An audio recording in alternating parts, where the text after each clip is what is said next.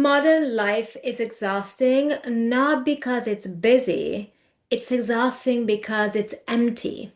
We have more tools than ever, more resources than ever, more choice, more technology, more ease than ever. And yet, we feel emptier than ever, disconnected, numb, out of touch. Today, we can literally lift a finger and order food, date, work, entertain ourselves endlessly. And this is not just convenience, it's a fundamental restructuring of human life. You scroll through your day, you complete your tasks, you answer messages, you optimize your time, but underneath it all, there's a quiet flatness. Almost like a sense that life is happening without you fully touching it. It's no coincidence that we romanticize the 90s, which wasn't even that long ago. It's not mere nostalgia, it's remembrance. There's something that felt more real about life back then. Calling a friend on a landline, waiting without a phone to keep you distracted, riding bikes until dark, eating the same meal every Sunday. And that was only 30 years ago. What exactly did we lose? Because the internet alone doesn't explain it. Technology alone doesn't explain it.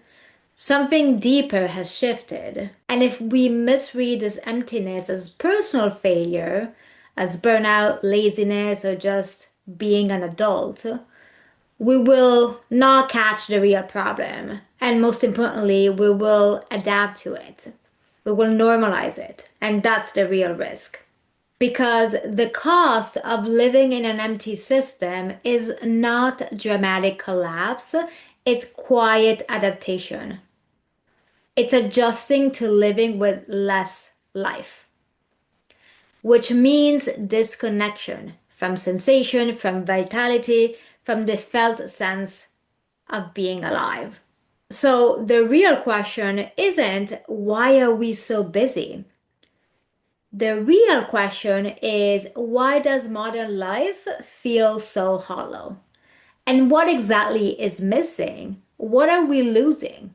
Because what's missing is not success, not stimulation, not information. It's something far more fundamental. Something that's not so far out of reach, but that most of us have forgotten. You can have everything.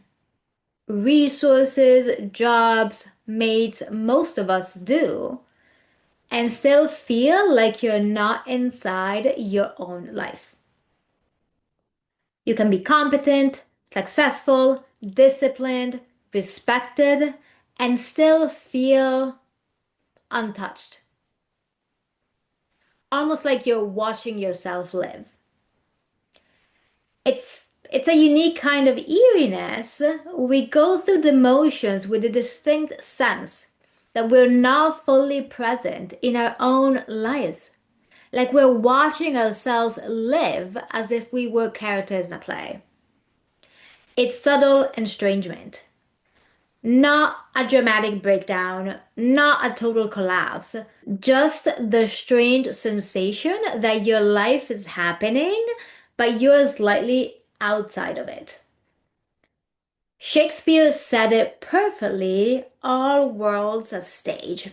Pirandello made his whole literary opus centered around the idea that the self we perform is not the same as the self that lives. We thought they were writing metaphors, but what if they were actually diagnosing us?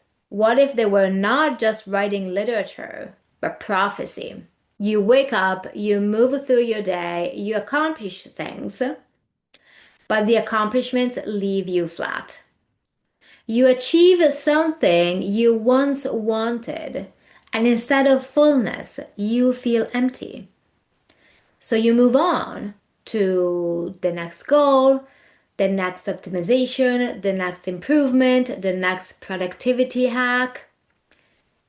And we're told that this is normal, that this is just how adulthood should be like. That emptiness means that we're failing at something and that we need better habits, stronger discipline, clear goals.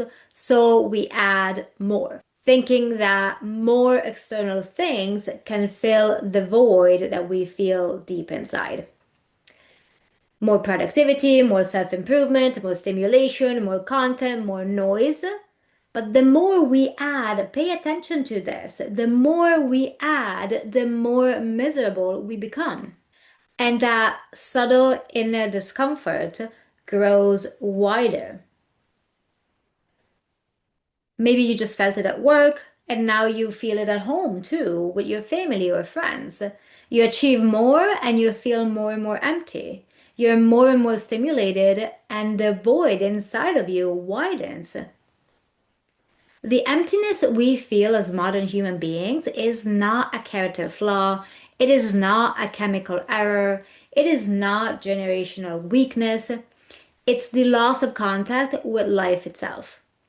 And that is an entirely different category of problem. We can't fully imagine a prehistoric man feeling like they're not fully inhabiting their life. That quiet sense of not being fully here, that's not who we are in our core. It's not our nature. It's an alarm bell, a cue deep from within, a warning. It's an echo of the part of us that knows that life is not supposed to feel this way. Again, it's not a dramatic breakdown. It's something alerting us to the dangers of adaptation. Because if we adapt to emptiness, to a life lived from the outside in instead of from the inside out, we forget what life itself truly is. And that's the real danger. You're not crazy to think that something has gone terribly wrong. When I say modern life, I don't mean technology is evil. I don't mean the past was perfect.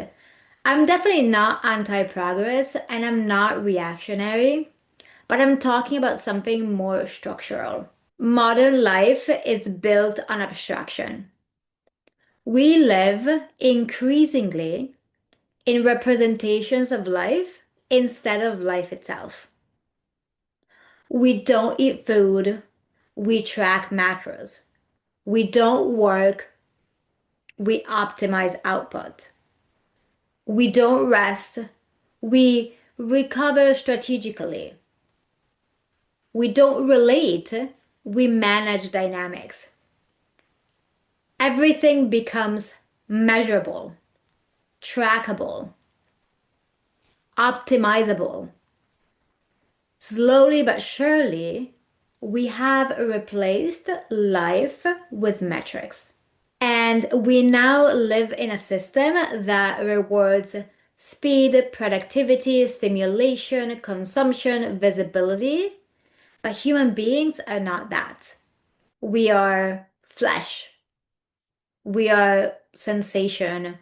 We are presence, instinct, primal force, depth, contact, meaning rooted in practical experience.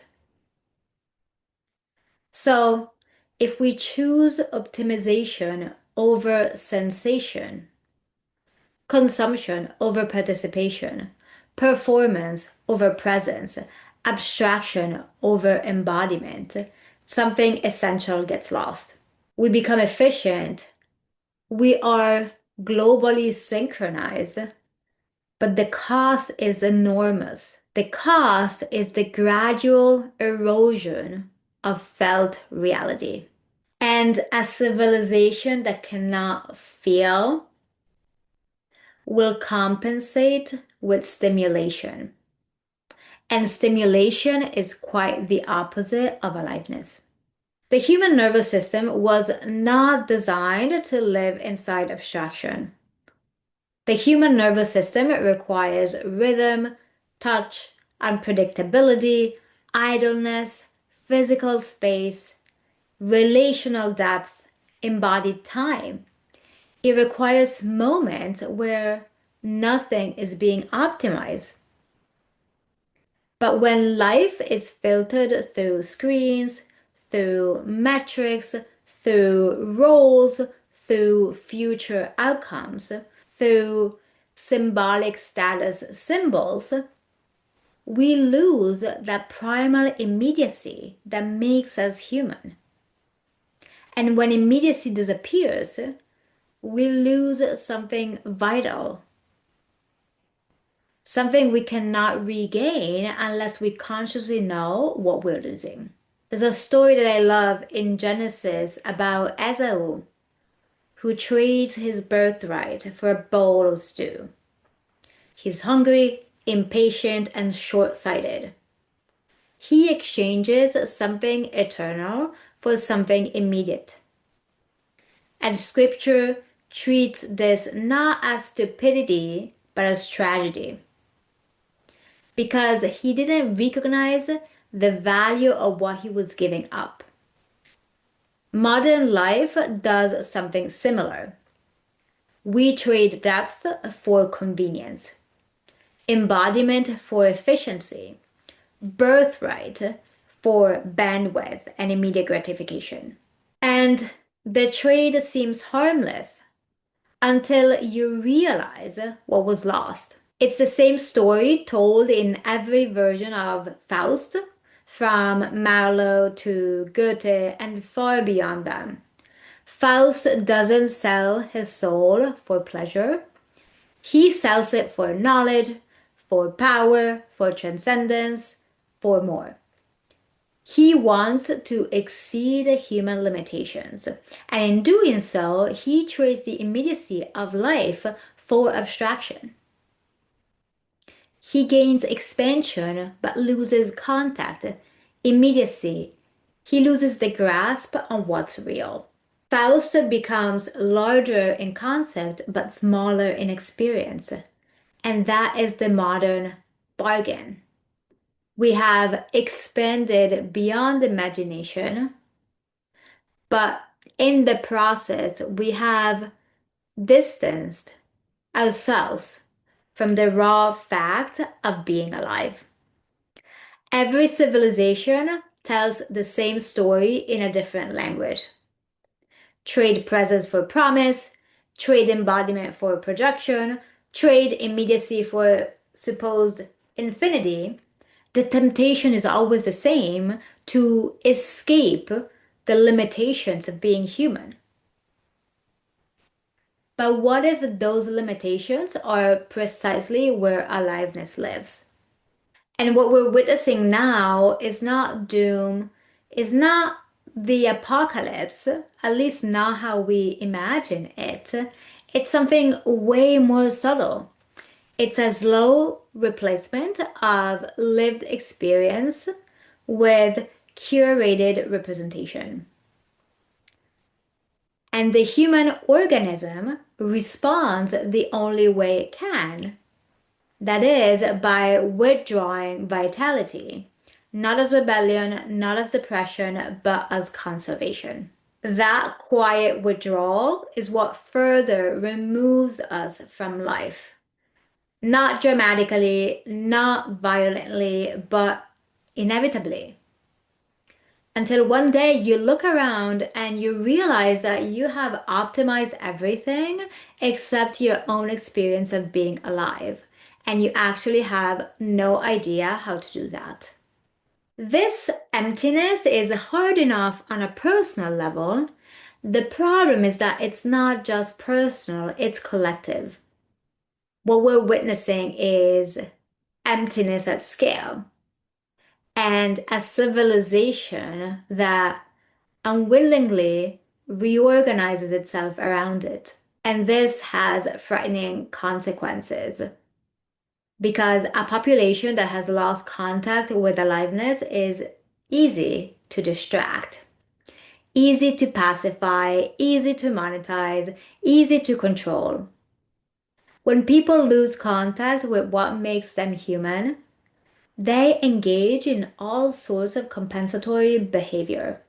They consume more, they optimize more, they perform more, they scroll more, they chase identity, they curate personality, build brands, they attach to ideology.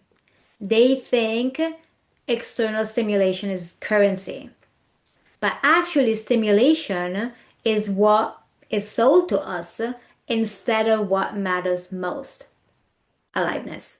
A numb civilization does not revolt, it doesn't resist, it doesn't even notice what it has lost. It adapts. Emptiness becomes normalized. Disconnection gets interpreted as maturity, as being realistic, or being an adult. Dissociation becomes professionalism, and vitality becomes childish. At scale, this produces a very specific kind of human being: efficient, informed, productive, like the busy workers we see in Fritz Lang's Metropolis. They're synchronized, they're functional, they're obedient on the surface, but hollow inside. They're capable of operating systems, but incapable of feeling life. And that is the dystopian existential shift we're witnessing right now. This is not a villain story. There's not just one enemy. There is no mastermind pulling strings like the Wizard of Oz. There's no puppet master. This is simply what happens at scale when abstraction replaces embodiment. When we check our email first thing in the morning instead of taking a deep breath or instead of going for a walk. And if we don't consciously name this danger, we will continue adapting to it. Because humans can adapt to almost anything, even to a life that doesn't feel fully lived or fully inhabited. And within this scenario, the greatest danger is not technological dominance. I'm not against technology at all. The greatest danger is amnesia. That is to say, the greatest danger is forgetting what being fully alive feels like. We're building a civilization, a new type of civilization that no longer remembers it. That is what is at stake.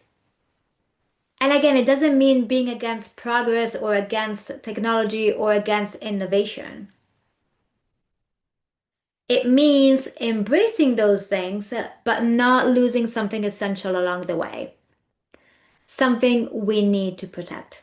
So, what is missing? What is that thing we need to protect? It's not outer success, it's not stimulation, it's definitely not information. It's something far more fundamental, and that is to say, aliveness, as I've hinted at throughout this video. Aliveness is not a slogan.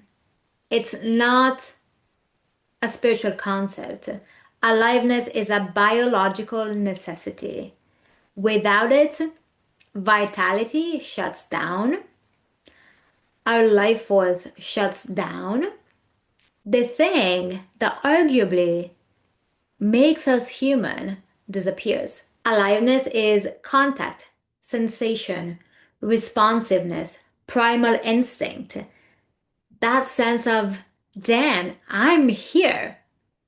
It's the capacity to be moved by life, the capacity to move with life, the capacity for life to reach you. To be alive is not simply to function, it is to respond. To feel something shift in you when the wind changes.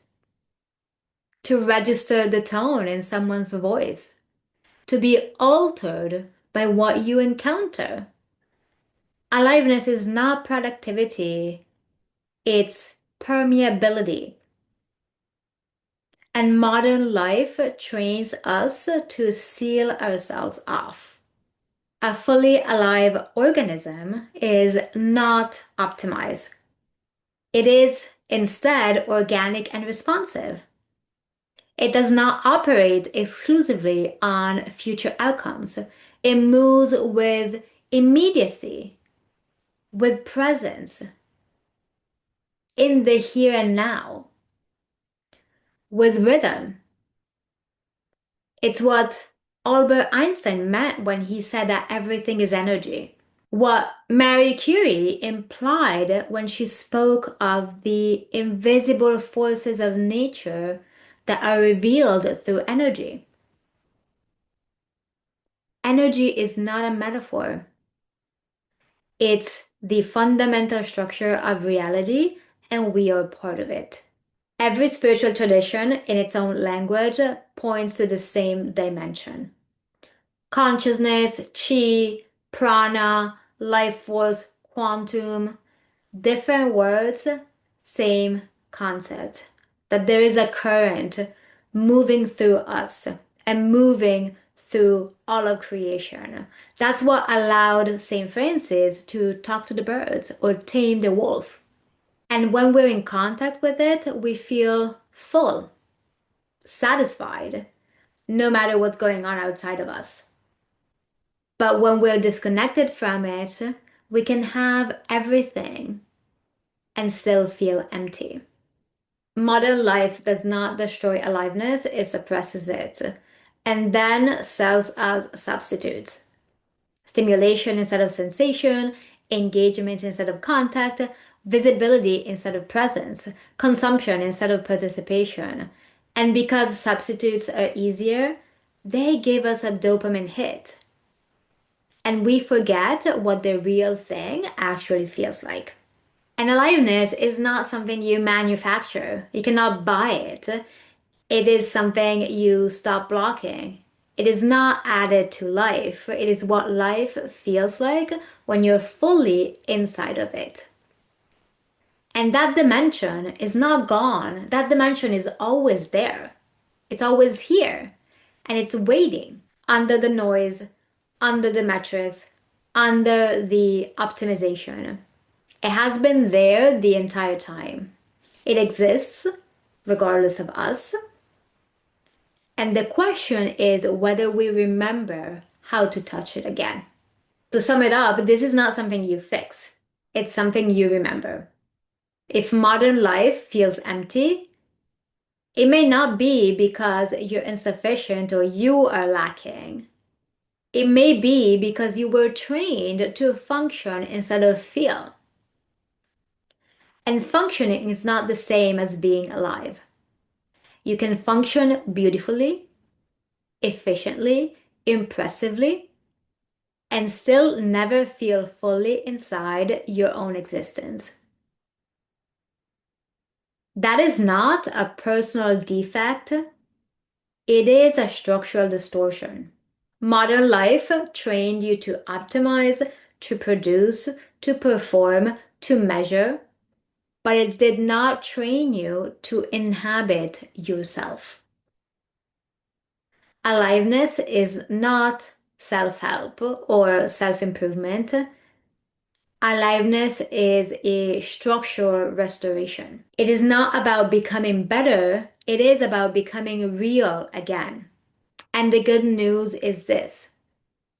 Aliveness is not something you manufacture. It is not something you achieve. It is not something that's out there. It is not something you earn or strive towards. Aliveness is what life feels like when you stop sealing yourself off from it. And just know that somewhere in you, that memory of aliveness is still intact. If this resonates with you, if this touches a place deep within you, stay with this inquiry. Really think about it. Subscribe if you want to continue exploring what it means to live fully inside your own life in a world that constantly pulls you out of it. And if you want to go even deeper, join the newsletter below. This is not about escaping modern life. This is about not disappearing inside of it. And that choice is still available.